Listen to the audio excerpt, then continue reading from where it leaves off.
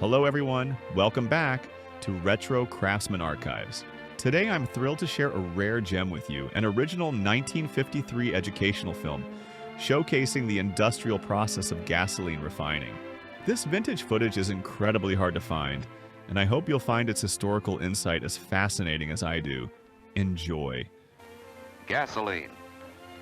Powerful stuff. Modern magic.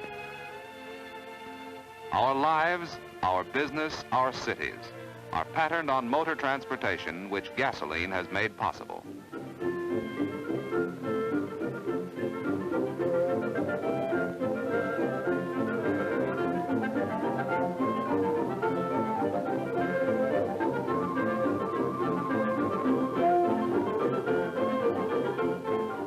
Do you realize what gasoline means to this country?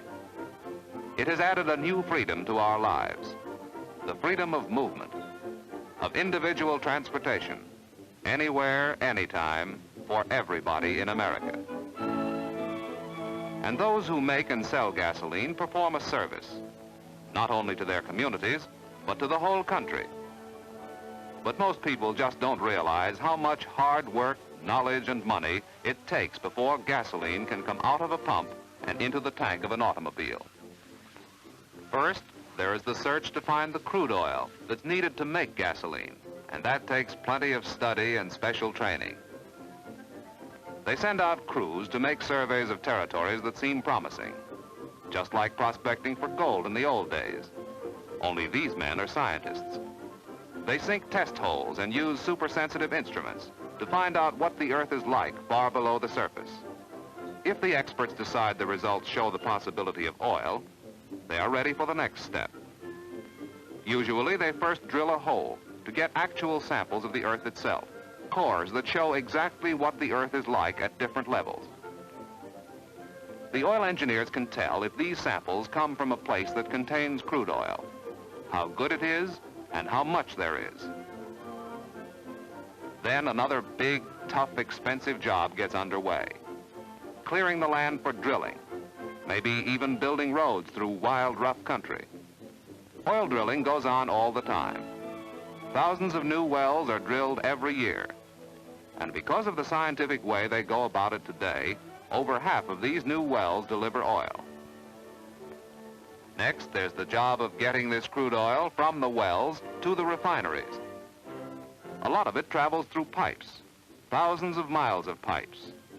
Some pipelines extend halfway across the country.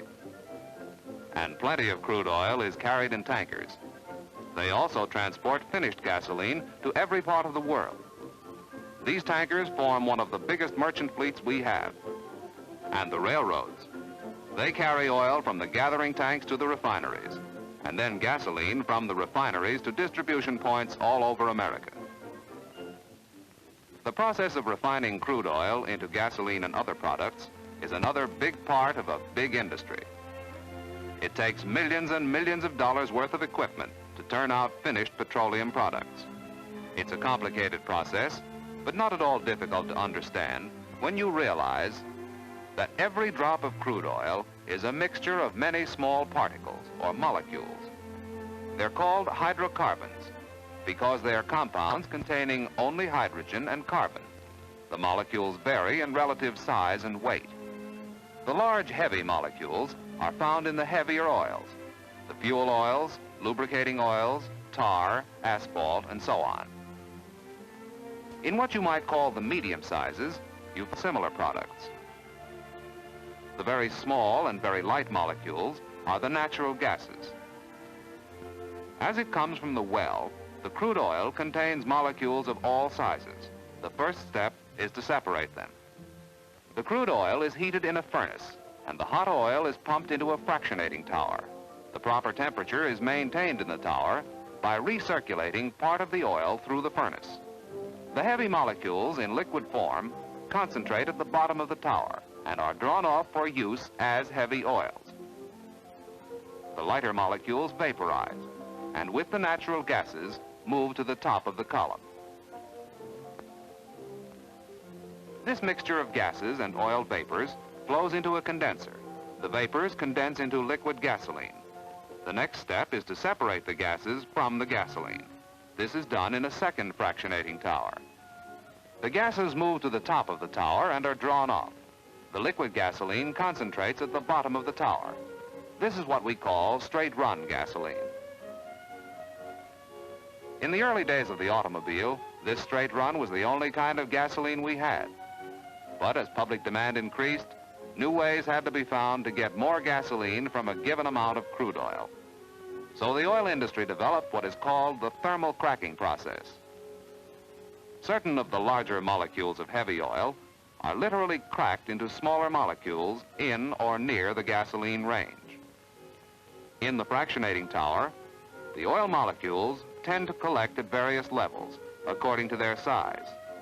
That's why they call it a fractionating tower. The molecules collect in groups or fractions. This makes it easy to take off the group of medium weight molecules that are best suited for use as cracking stock. These molecules are piped to a thermal cracking furnace, where by heat and pressure, they are cracked into smaller molecules. At the same time, a lot of other things happen to the chemical structure of the molecules, and a kind of synthetic crude oil results, with molecules of all sizes, but almost half of them are in the gasoline range. This goes into a flash tower where the smaller molecules vaporize. Those that are too heavy are drawn off and used as asphalt, coke, tar, and so on. The lighter molecules move to the top of the tower and then to a condenser, where they again become liquid. To separate them, they go to another fractionating tower. The heavier oil collects at the bottom and is drawn off as cracked fuel oil. The lighter molecules move toward the top, condense, and are taken off at their proper level as thermally cracked gasoline.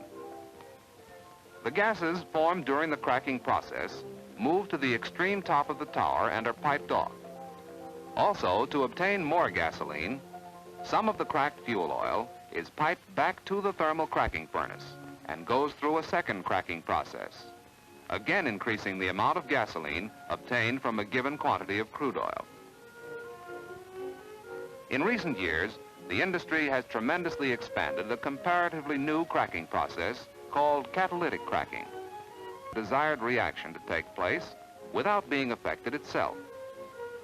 In cracking gasoline, the catalyst is in the form of beads, or a fine powder-like material. In this process, heavier molecules of oil below the gasoline range are piped into a furnace and heated. The hot oil vapors then go into the catalyst tower, where they contact the catalyst. This not only cracks the molecules down to smaller size, but changes their chemical structure to make them suitable for gasoline. These smaller molecules then go to a condenser, where they become liquid, and then to a fractionating tower. Again, the liquid that is too heavy for gasoline collects at the bottom and is drawn off as cracked fuel oil. Gasoline is drawn off at its proper level, and this is what we call catalytically cracked gasoline. In many operations, even more gasoline is obtained by sending some of the catalytically cracked fuel oil into the thermal cracking process. The gases, as usual, collect at the top and are piped off. In every process, gases have been produced. These used to be burned away as waste or used as gas. But to conserve our natural resources and to obtain the largest possible amount of gasoline from the crude oil, the oil industry discovered how to make gasoline from some of these gases too, by a process of polymerization. This is just the reverse of cracking. Polymerization simply means combining very small molecules to form larger molecules. So the smaller molecules that are lighter than gasoline are combined into larger molecules from which gasoline can be made. The gas is piped into a furnace and heated. The hot gas goes to a catalyst tower. By contact with a suitable catalyst, usually phosphoric acid, a chemical reaction occurs which causes the molecules to unite and form larger molecules. These larger molecules go into a fractionating tower. Those in the gasoline range condense to liquid, and this is drawn off as polymer gasoline. Those that are still too light are drawn off the top as fuel gas. So we have four main types of gasoline refining processes. Straight run, in which gasoline is vaporized from crude oil by simple heating. Thermal cracking, in which heat and pressure are used to split heavy oil molecules into smaller molecules suitable for gasoline. Catalytic cracking, in which a catalyst is used to split heavier oil molecules.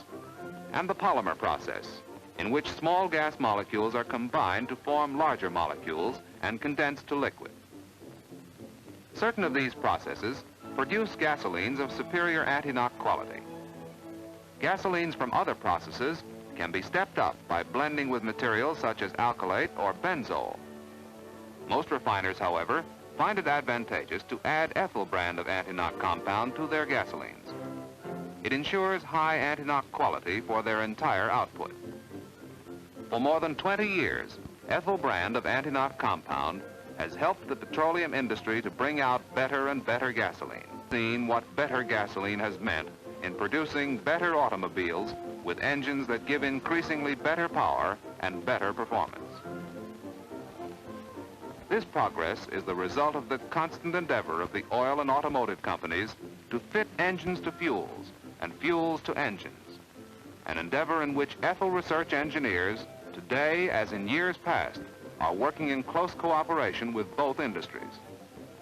And as our progressive American oil industry, with research and ingenuity, continues to improve gasoline, automotive engineers will design new and better engines capable of converting this extra available power into greater efficiency, more economy, faster, smoother, more resilient power on the highway, on the farm, in the air, and on the water.